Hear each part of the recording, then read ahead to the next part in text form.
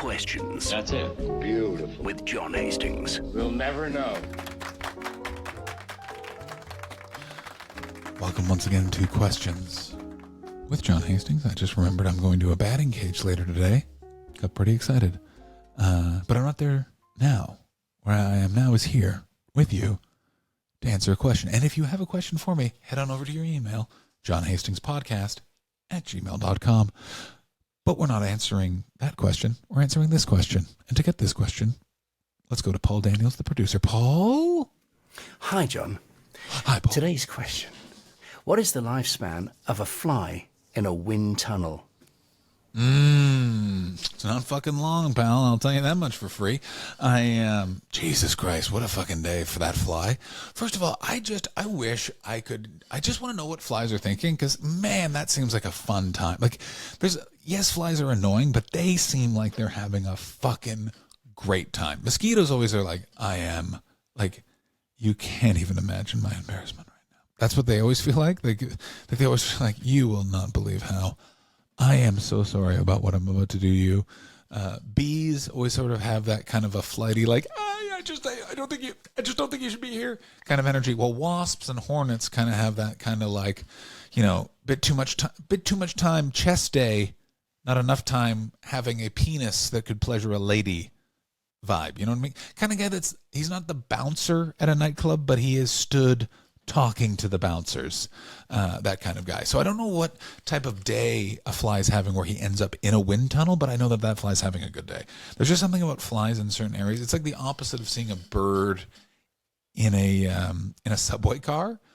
It's like, because when you see a bird like in a subway car underground, you're like, when this thing decides that it should fly, we are in for a real show here.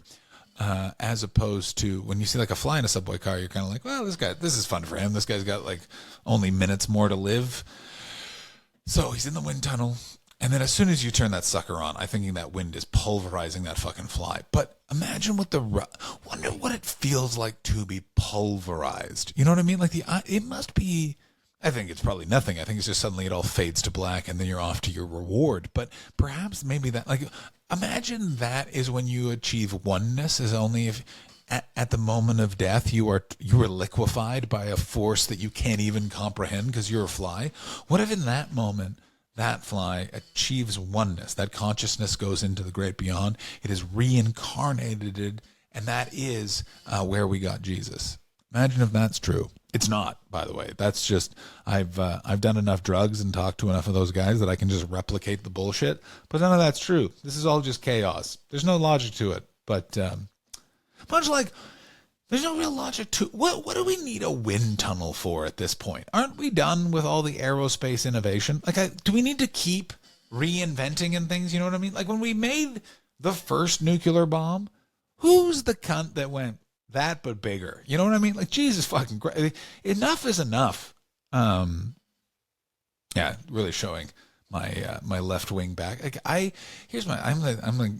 just to pause for a moment. I'm the kind of left wing that's the most annoying in that what I don't like about being a liberal left wing person in this society is so much of the criticism is like, oh, you love what's going on. You're like, I don't agree with all of this. I agree with it more than I agree with all of you, and then I'm pointing at, you know exactly what I'm pointing at. Anyway, here's what I'm trying to say. I'm pointing at someone who made a wind tunnel. Enough with the wind tunnels. Wind tunnels and political discourse. Enough with the evolution. Let's just stay where we are. Why did I go after wind tunnels there? I don't know, but yeah, I wanted to. What else I want to do is end the program. Ladies and gentlemen, we will see you tomorrow. So see you then.